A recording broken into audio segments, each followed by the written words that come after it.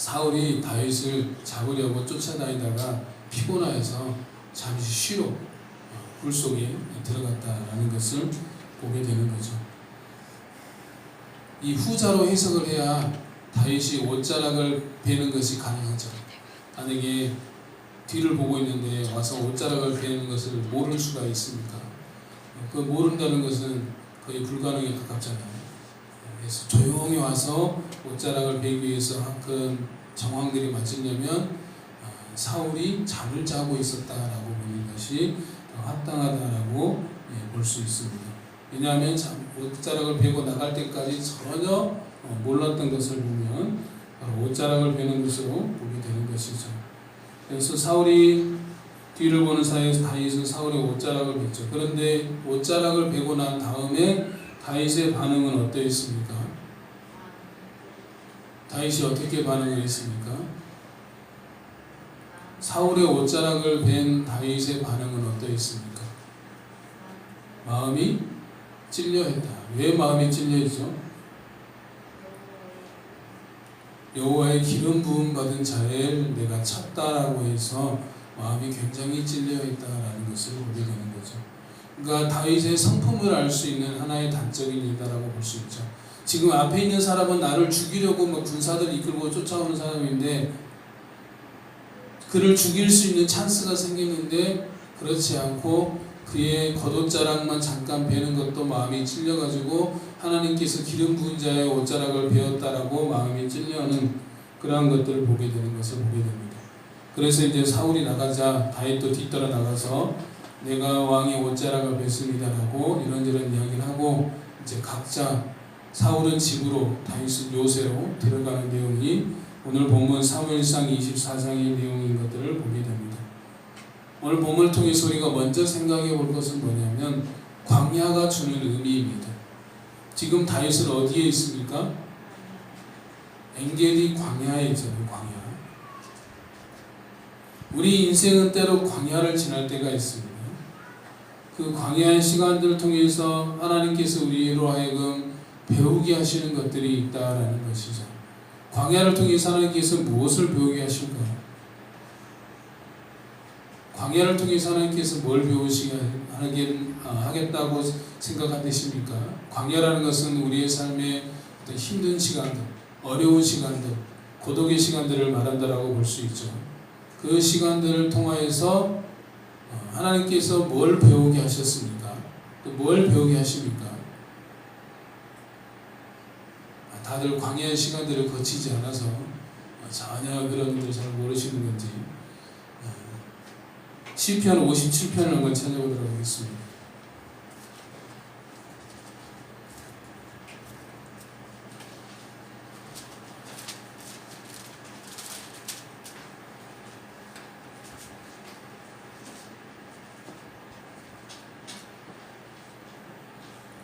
시편 57편 1절만 한번 보겠습니다.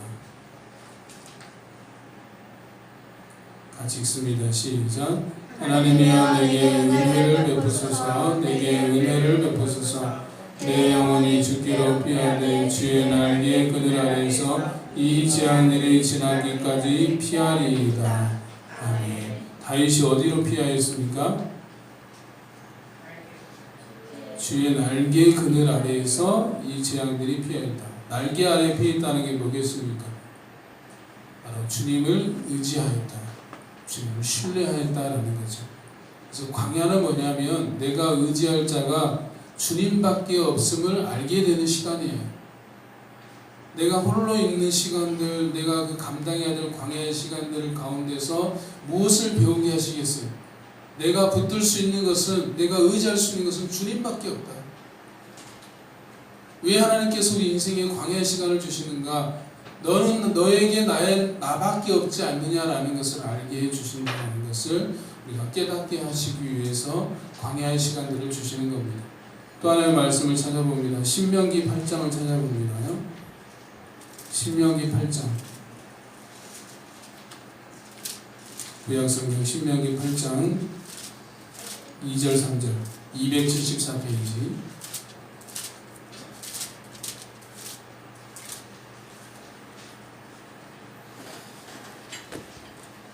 274페이지.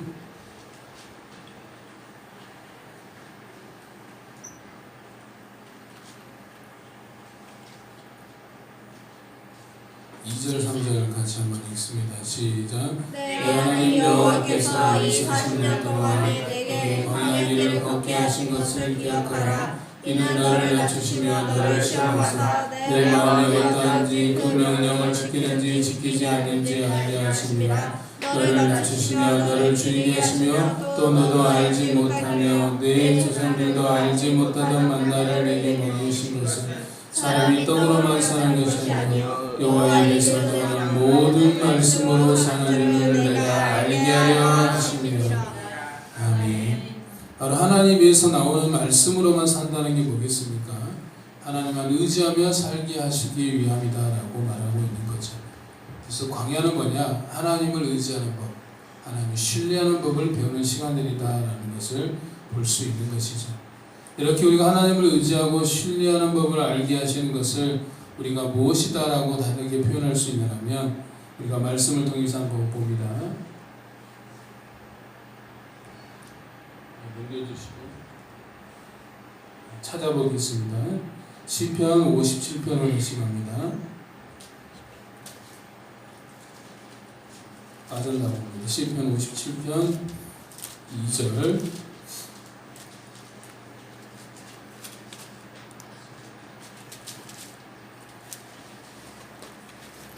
시편 57편이 오늘 본문의 배경이 되는 시편입니다. 그래서 같이 이제 겸해서 볼 거니까 이제 접어두시면 되겠습니다. 같이 2절 한번 읽습니다. 시작. 내가 지존하신 하나님께 부르짖으며 곧 나를 위하여 내 모든 것을 이루시는 하나님께로다. 아멘. 다윗이 하나님을 향하여서 무엇이다라고 고백하고 있습니까? 지존하신 하나님, 곧 뭐라고 있습니까? 나를 위하여 모든 것을 이루신 하나님이다. 한번 따라하겠습니다. 나를 위하여 모든 것을 이루시는 하나님이시다. 바로 이 시편, 이 말씀이 시편 57편의 핵심이다라고 볼 수 있어요. 나를 위해서 모든 것을 이루신 하나님이시다라는 것을 다른 말로 하면 하나님의 섭리라고 말할 수 있습니다. 우리가 광야를 통해서 배워야 되는 것이 있다는 뭐냐면 하나님의 섭리를 배우는 겁니다. 하나님의 섭리를 알면 하나님을 신뢰하는 것, 하나님을 의지하는 것이 더 쉬워집니다. 하나님의 섭리를 깨달으면 하나님을 의지하는 삶, 하나님을 붙드는 삶 그렇게 어렵지만 않다라는 것을 우리가 알 수 있습니다. 그러면 하나님의 섭리가 무엇인가? 웨스터민스터 소요리 문답 제11문에 보면 하나님의 섭리가 무엇입니까? 라는 질문에 이렇게 대답하고 있습니다. 제가 잠깐 읽어드리겠습니다. 하나님의 섭리는 하나님이 지극히 거룩하고 지혜롭고 능력있게 모든 피조물과 피조물의 모든 행동을 보존하시며 통치하시는 것이다. 바로 보존과 통치라는 거죠. 하나님께서 모든 피조물과 모든 피조물의 행동을 보존하시고 그것들을 다스리시는 것. 이게 바로 섭리다라는 거죠. 존 플람이라는 청교도 목사는 또한 이렇게 말했습니다. 섭리란 하나님께서 자신의 백성을 위해 은혜로운 목적과 약속을 이루시는 사역이다. 하나님의 목적을 이루시는 것이다. 즉 섭리라는 것을 더 쉽게 말하면 하나님의 계획과 목적이라고 말할 수 있어요. 그분의 계획과 목적대로 되어지는 것이 바로 하나님의 섭리입니다. 그래서 이 섭리의 몇 가지 특징이 있습니다. 첫 번째는 섭리의 보편성이라는 게 있어요. 보편성이라는 것은 어떤 특정한 상황만이 섭리에 해당되는 것이 아니라 모든 상황을 다 아우르는 것을 말하는 거죠. 우리가 말씀을 통해 확인해 봅니다. 같이 읽습니다. 우리가 알거니와 하나님을 사랑하는 자 곧 그의 뜻대로 부르심을 입은 자들에게는 모든 것이 합력하여 선을 이루느니라. 아멘. 여기서 보면 모든 것이 합력하여 뭐를 이룬다 했습니까? 여기서 말할 때 모든 것은 바로 우리가 기쁜 일, 슬픈 일, 어려운 일, 힘든 일을 다 포함해서 이런 모든 것들이 다 합쳐져서 선이 된다라는 겁니다. 두 번째는 바로 섭리의 효율성입니다. 바로 완전하게 된다, 계획대로 되어진다, 선이 이루어진다. 바로 그것이 바로 섭리의 효율성이죠. 그리고 세 번째는 섭리의 유익성이라고 말할 수 있는데, 하나님의 섭리는 우리를 이롭게 하는 거예요. 즉 우리를 행복하기 위해서 하나님의 섭리가 작동되는 겁니다. 그래서 하나님의 섭리라는 것은 모든 것을 그분의 뜻대로 보존하시고 그분의 뜻대로 통치하시는 것입니다. 즉 모든 것이 그분의 손 안에 있음을 인정하는 것이다 라고 말할 수 있는 것입니다. 내 삶이 하나님의 손 안에 있습니다. 나를 다스리시는 분이 하나님이십니다. 또 이 땅을 주관하시는 분이 하나님이십니다 라고 인정하는 것이 하나님의 섭리를 인정하는 자의 고백이다라고 볼 수 있습니다. 그러한 일을 잘 보여주는 세 사람의 경우를 볼 텐데, 첫 번째로 요셉을 통해서 한번 보겠습니다. 넘겨주시고 같이 한번 읽습니다. 시작. 당신들은 나를 해하려 하였으나 하나님은 그것을 선으로 바꾸사 오늘과 같이 많은 백성의 생명을 구원하게 하시려 하셨나니. 아멘. 요셉이 고백한 거죠. 형들이 아버지가 야곱이 죽은 이후에 혹시라도 요셉이 자기들이 보복할까 두려워서 아버지가 살아생전에 우리를 용서하라고 했던 것을 기억해서 우리를 용서해달라 라고 말하자 요셉이 한 고백입니다. 당신들은 나를 해하려고 했지만 하나님은 그 선으로 바꾸셔. 그래서 오늘과 같이 많은 생명을 구원하시는 애굽의 총리가 되게 하셨다. 이게 바로 하나님의 섭리다라는 거죠. 지금 여러분의 상황 가운데 이해가 되지 않는 수많은 많은 일들이 있을 수 있습니다. 왜 하나님 내 삶에 이런 일을 내가 겪어야 됩니까? 왜 이렇게 힘듭니까? 이렇게 어렵습니까?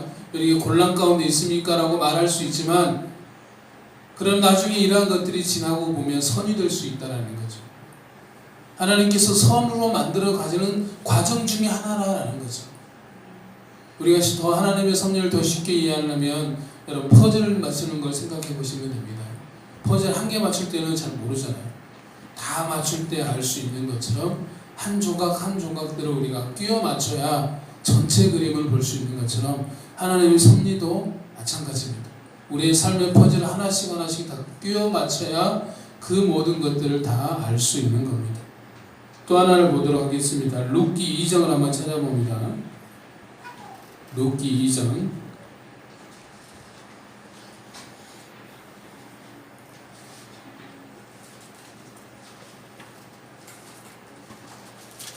구약성경 402페이지 룻기 2장 3절 4절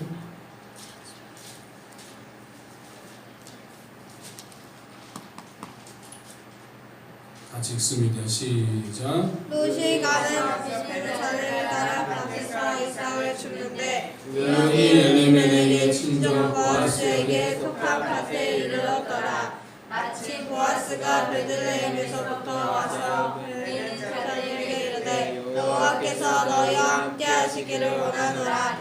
그들이 대답하되 여호와께서 당신에게 복 주시기를 원하나이다 하니라. 아멘. 여러분 펜을 가지고 계신다면 거기에 우연히 라는 단어와 마침이라는 단어에 좀 이게 주목을 좀 해놔야 됩니다. 룻이 우연히 이삭을 주우러 갔는데 그게 누구 밭이었어요? 보아스의 밭인데 그때 또 마침 누가 왔습니까? 그 밭에 보아스가 왔다. 이게 진짜 우연의 일치일까요? 어떻게 딱 흔히 말로 아다리가 딱 맞아가지고 그렇게 된 겁니까? 하나님의 섭리다라는 거죠. 하나님이 만나게 하셨다. 그게 어떻게 보면 사람의 관점을 봤을 때는 우연히 되어진 것처럼 보이지만 하나님이 뒤에서 간섭하셨다라는 걸 보여주는 사건입니다. 또 한 가지 사건을 보겠습니다. 화면을 통해서 같이 봅니다. 같이 읽습니다. 시작. 그날 밤에 왕이 잠이 오지 아니하므로 명령하여 역대에게를 가져다가 자기 앞에서 익히더니 이건 이제 에스더 사건을 말하는 것이죠. 에스더가 하만의 기력으로 인해서 자기의 민족이 말살될 위기에 처했을 때 바로 이제 왕 앞에 나아가서 자기 민족을 구해달라고 청하였죠.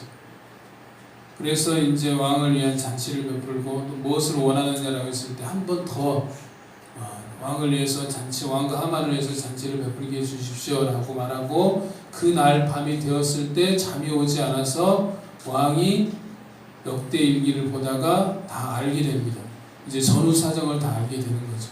하만의 계략을 알게 되어서 그래서 유대인의 말살 계획이 다 드러나게 되고 그래서 유대인들이 죽게 되던 그날이 오히려 자신들의 원수를 갚는 날로 바뀌어버리게 되는 에스더서에 보면 하나님이라는 단어는 단 한 단어도 등장하지 않지만 뒤에서 역사하신 하나님의 섭리를 잘 보여주는 성경이 또한 에스더서임을 우리가 볼 수 있습니다.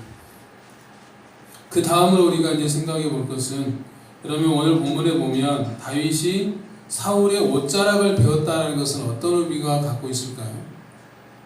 다윗이 사울의 옷자락을 배웠다라는 것은 어떤 의미가 있습니까?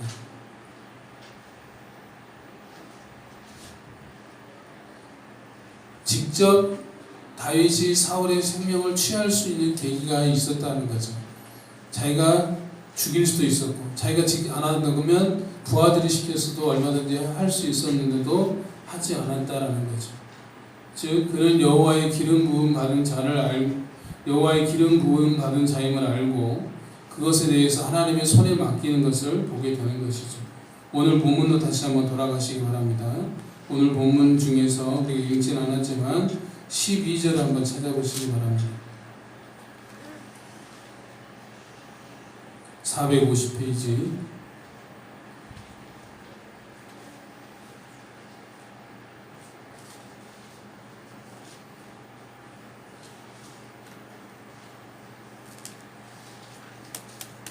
12절 같이 한번 읽습니다. 시작. 여호와께서는 나와 나왕 사이를 판단하사 여호와께서 나를 위하여 왕에게 보복하시려니와 내 손으로는 왕을 패하지 아니하리이다. 아멘. 뭐라고 말하고 있습니까? 누가 판단해 주시길 원하고 하나님께서 나와 하나님 왕 사이를 판단하사 여호와께서 나를 위하여 왕에게 보복하시려니와 내 손으로는 왕을 해하지 않겠습니다. 하나님이 하실 겁니다. 여호와 하나님이 하십니다. 대신에 나는 하지 않습니다. 라고 하는 것을 보게 되는 거죠. 바로 하나님의 섭리를 아는 자는 맡김이라는 삶의 태도를 보이게 됩니다. 여러분 하나님의 섭리를 아신다면 내 삶을 온전히 하나님께 맡기셔야 됩니다. 맡김이라는 삶의 태도를 보이게 되어 있다는 거죠. 여러분의 삶에서 하나님께 온전히 드려야 되는, 맡겨야 되는 삶의 영역들은 무엇이 있습니까? 맡기지 못하고 여전히 내가 해보려고 하는 삶의 영역들은 어떤 영역들을 가지고 계십니까?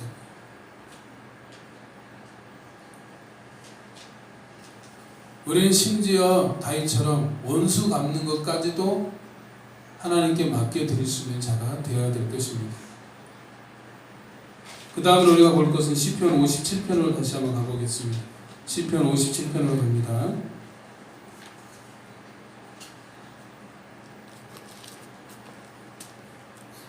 (57편) 7절을 한번 읽어보겠습니다.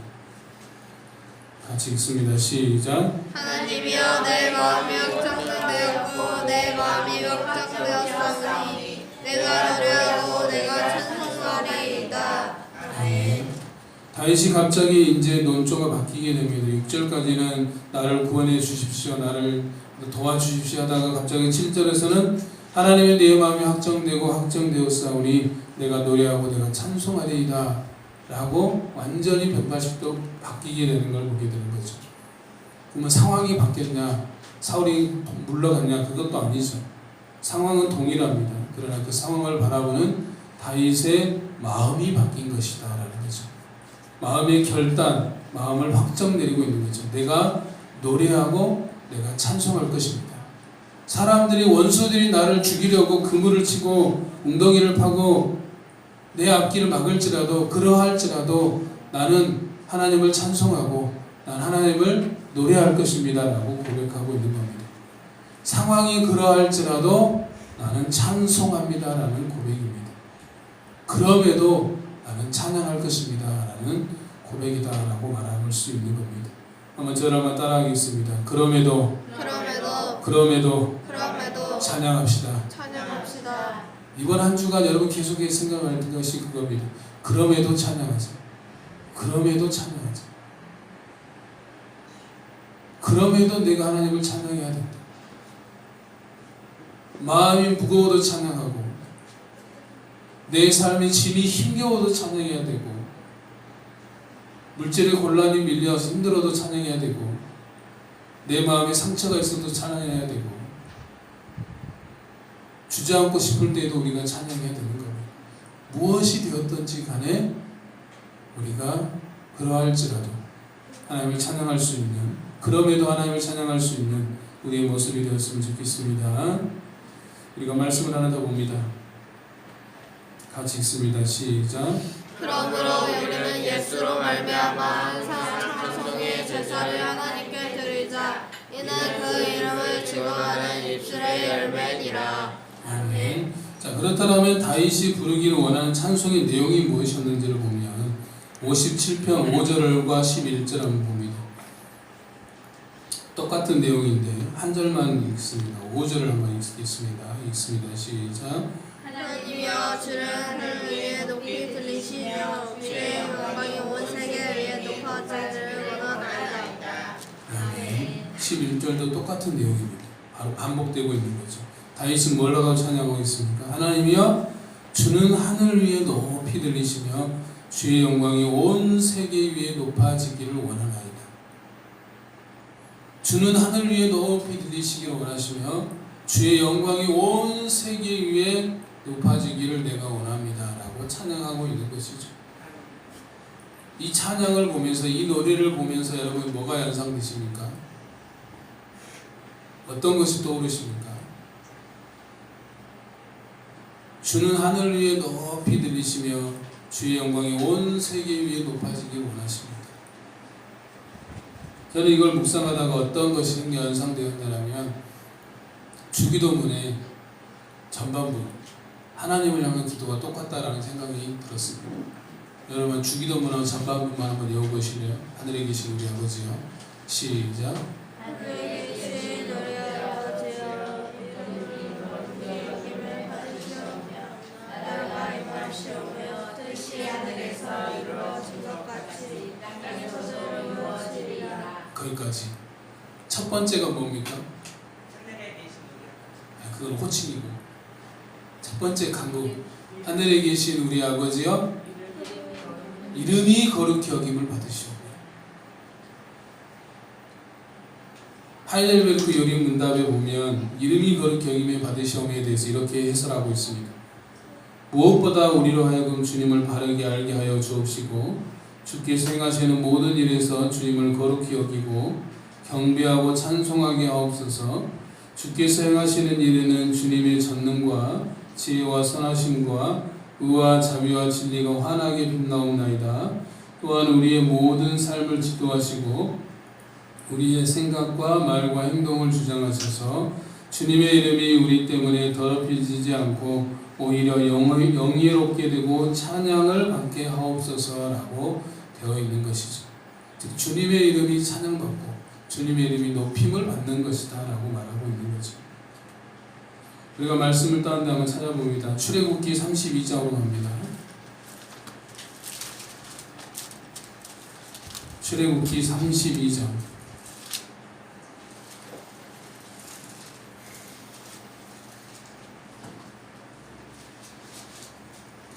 구약성경 131페이지 32장 12절 13절 같이 읽습니다. 시작. 어찌하여 애국 사람들이 이르기를 여호와가 자기 백성을 산에서 죽이고 지면에서 진멸하여 악하나도 인도에 내렸다고 말하게 하시니까 주의 명령한 너를 그치시고 마음으로 뜻을 돌이키사 주의 백성에게 이 화를 내리지 마옵소서. 주의 종 아브라함과 이삭과 이스라엘을 기억하소서. 주께서 그들을 위하여 주를 가리켜 하면서 이르시기를 내가 너희의 자손을 하늘의 별처럼 많게 하고 내가 허락한 이 온 땅을 너희의 자손에 위해 주어 영원한 기업이 되게 하리라 하셨나이다. 아멘. 바로 하나님의 이름, 하나님의 명예를 걸고 넘어지는 것을 보게 되는 거죠. 모세가 뭐라고 합니까? 어찌하여 애굽 사람들이 여호와가 자기 백성을 산에서 죽이고 지면에서 진멸하는 이도로 인도에 냈다라는 말을 듣게 하려고 하십니까? 또 13절에 뭐라고 합니까? 주여 기억하옵소서. 주께서 주를 가리켜서 내가 너희 자손을 하늘의 별처럼 많게 하여 주시고 허락한 이 땅을 너희 자손에게 주시겠다라고 약속하지 않으셨습니까? 라고 하면서 하나님의 이름, 하나님의 명예를 걸고 나아가는 것들을 보게 되는 거죠. 그래서 하나님의 이름과 명예를 위해서라도 이 백성들을 용서해 달라고 바로 간구하고 있는 모세의 모습을 보게 되는 거죠. 바로 이 모세의 간구를 들으시고 그 백성들에게 화를 내리지 않으시는 것들을 보게 됩니다. 두 번째는 뭐였습니까? 이름이 거룩히 여김을 받으시오며 나라가 임하시오며. 역시 하이델베르크 문답에 나오는 해설을 잠깐 읽어드리면 주의 말씀과 성령으로 우리를 통치하사 우리가 점점 더 주님께 순종하게 하옵소서. 주님의 교회를 보존하시고 흥왕케 하옵시며 마귀의 일들과 주님께 대항하며 스스로를 높이는 모든 세력들 그리고 주님의 거룩한 말씀에 반대하는 모든 악한 운동들을 멸하여 주옵소서. 주님의 나라가 온전히 이루어져 주께서 만유의 주가 되실 때까지 그리하옵소서라고 되어 있습니다. 주님의 나라는 어떻게 다스려지냐면 따라합니다. 말씀과 성령. 말씀과 성령으로 통치하시고 우리는 그 말씀과 성령 앞에 뭐 하겠습니까? 순종하는 겁니다. 그러면 하나님의 나라가 임한다라는 것이 이제 하이델베르크 요리 문답 속에 담겨져 있는 내용입니다. 말씀을 또 하나 봅니다. 끝터리고 좀 잘렸는데 보이는 데까지 같이 한번 읽습니다. 시작. 이는 곧 물로 씻어 말씀으로 깨끗하게 하사 거룩하게 하시고 자기 앞에 영광스러운 교회로 세우사 티나 주름 잡힌 것이나 이런 것들이 없이 거룩하고 흠이 없게 하려 하심이라. 바로 이건 교회에 관한 것입니다. 교회가 이런 일을 하게 하신다라는 거죠. 교회가 바로 하나님 나라의 어떤 임하는 수단, 기관이다라는 거죠. 그래서 교회는 뭐냐? 하나님 나라에 수종되는 기관이다라고도 말할 수 있는 겁니다. 세 번째는 뭐라고 그랬습니까? 주의 뜻이 간단하게 말하면 주의 뜻이 이 땅에서 이루어지는 것이죠. 그것이 뭐냐면 바로 역시 하이델베르크 문답을 인용하면 우리와 모든 사람들이 자기 자신의 뜻을 버리고 유일하게 선하신 주님의 뜻에 불평 없이 순종하게 하옵소서. 그리하여 각 사람이 자신의 직분과 소명을 하늘의 천사처럼 즐거이 충성스럽게 수행하게 하옵소서라고 되어 있습니다.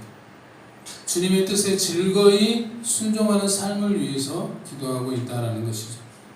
그럼 여러분 주님의 뜻이 뭡니까? 우리를 향한 주님의 뜻이 뭘까요? 주님의 뜻. 주님의 뜻에 즐거이 순종해야 된다고 했는데 주님의 뜻이 뭔지를 분명히 알아야 되잖아요. 주님의 뜻이 뭐겠습니까? 그래 마지막으로 성경 한 군데 한번 찾아보겠습니다. 마태복음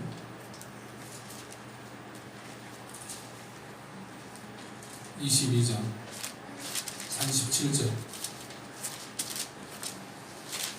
신약성경 37페이지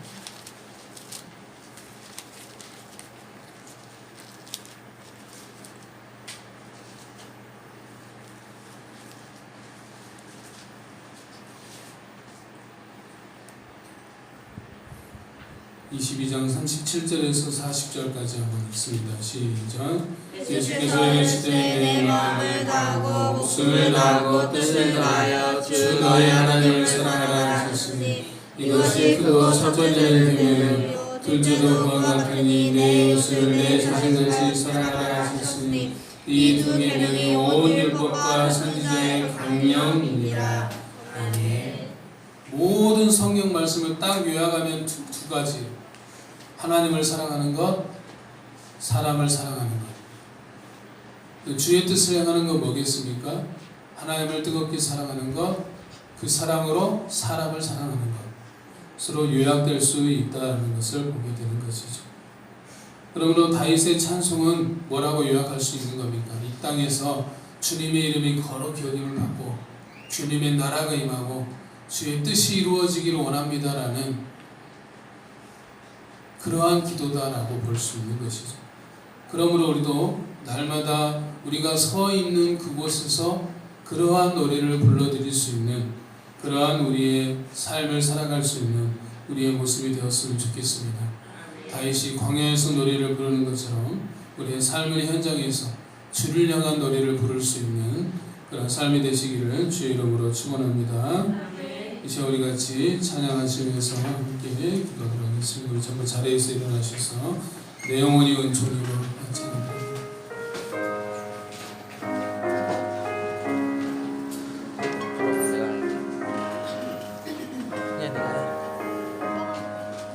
내 영혼이 은총입어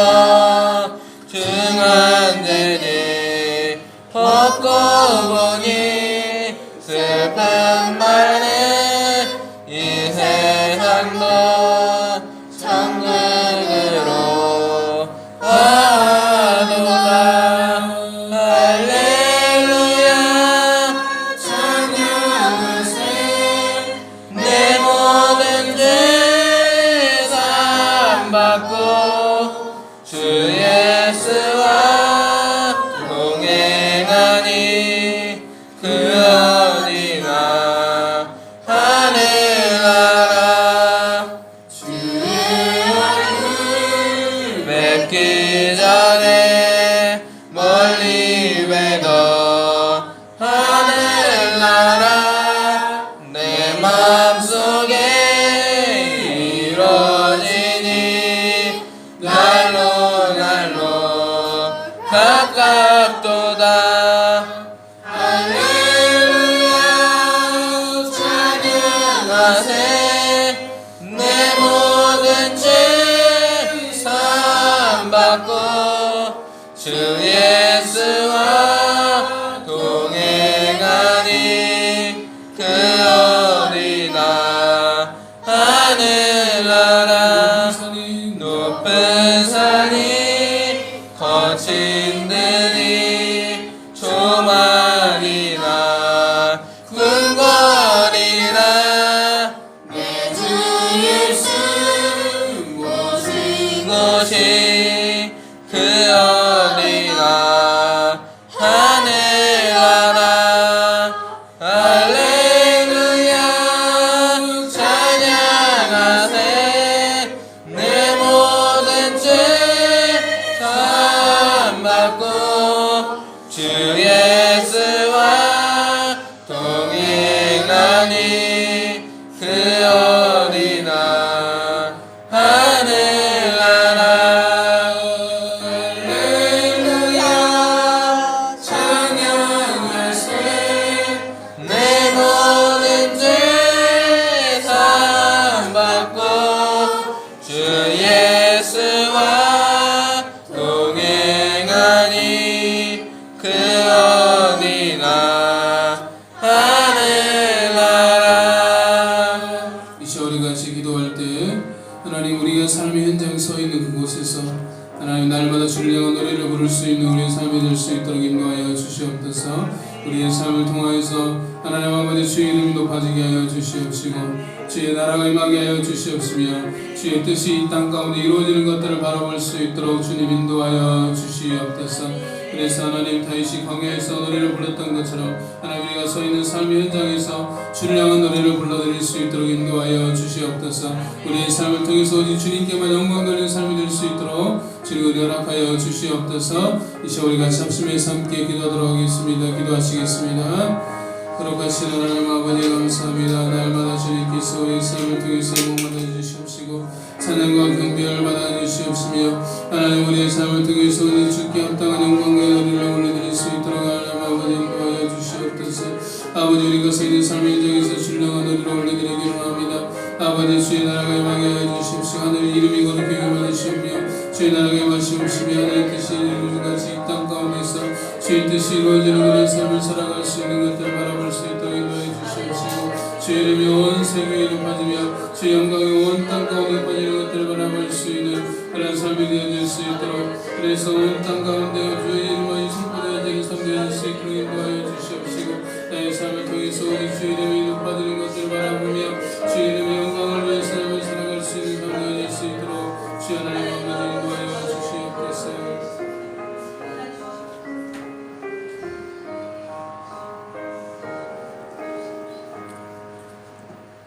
거룩하신 사랑의 하나님 아버지 감사합니다. 날마다 우리 삶의 현장에서 우리 거룩하신 우리 주의 이름을 높여드릴 수 있도록 인도하여 주시옵시고 그래서 우리의 삶을 통하여서 주의 이름이 높아지고 주의 나라가 임하고 주의 뜻이 이루어지는 삶이 되어질 수 있도록 인도하여 주시옵소서. 다윗이 광야 한가운데서 노래를 불렀던 것처럼 우리의 삶의 한가운데서 날마다 주를 향한 노래를 올려버릴 수 있도록 인도하여 주시옵시고 우리의 삶이 주께 영광이 되어지고 주께 기쁨이 되어질 수 있도록 주님 인도하여 주시옵소서. 주께 감사드리며 예수님의 이름으로 기도드립니다. 지금은 우리 주 예수 그리스도의 은혜와 하나님의 크고 하신 사랑과 성령님의 감화 감동 교통하심이 삶의 한가운데서 다윗처럼 늘 주를 향한 노래를 울려 퍼지기를 또 울려 높여드리기를 소망하는 우리 사랑하는 모든 성도들 머리 위에 지금부터 영원까지 항상 함께 있을지어다.